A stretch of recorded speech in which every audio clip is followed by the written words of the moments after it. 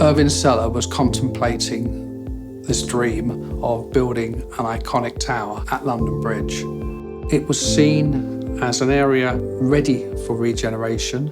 It sits on top of, alongside, one of the biggest transit terminuses in London. A government white paper emerged which said they would encourage high-density development providing properties were close to transport hubs. Well, the building we bought sat right next to and partly on top of London Bridge Station. The idea of having a multi-use building, a vertical town, hit me at the time. If we're going to build big, then we should have a mix of uses. And I thought, well, we should be doing that. We're the people that should be engineering that. We are the best. I think it was a bit about belief in the building, because I remember people saying to me, it'll never be built.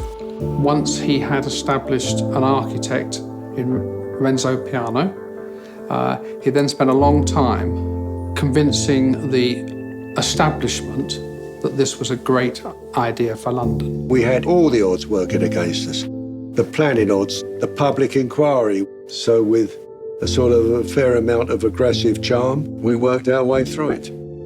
Obviously, this had to be engineered in a way that met every possible need for the future. The kind of stereotype approach is that the engineer is worried about numbers and the architect's worried about the colour, and all the builder cares about is building it quickly. On the Shard, it wasn't like that. The architect did listen when we talked to him about our concerns about the structure. We listened to him with his concerns about aesthetics, and the contractor was open to discussions about how we could maybe build things slightly differently. By looking at the form, geometry, and the type of usage of the building, we seek the best possible engineering and structural solution. The client had this ambition of 900,000 square feet of lettable floor area, and we had to pack that floor area in. Our solution was to say, yes, an office is best as a steel frame, but for a hotel and for residential use, typically a concrete frame building is the way that one would go. So we changed to concrete floors for the residential, and that reduced our floor-to-floor heights and allows us to push extra floors in. At the same time, we were able to eliminate, say, £2 to £3 million worth of mass stone damper in the building. So this was all about coming up with ideas that complement the architecture of the building.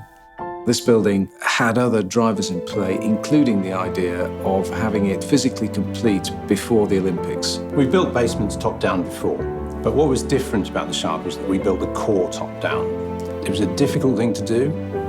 It had never been done before, but now everybody seems to be doing it. That approach is considered to have saved us about 3 months on the programme and brought this completion date forward from after the Olympics to before the Olympics.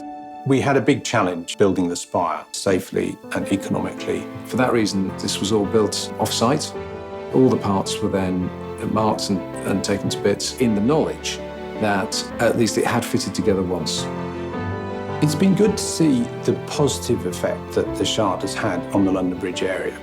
I feel like we have given something to a community. We spent over 62 million in public realm, including the new bus station, new station concourse.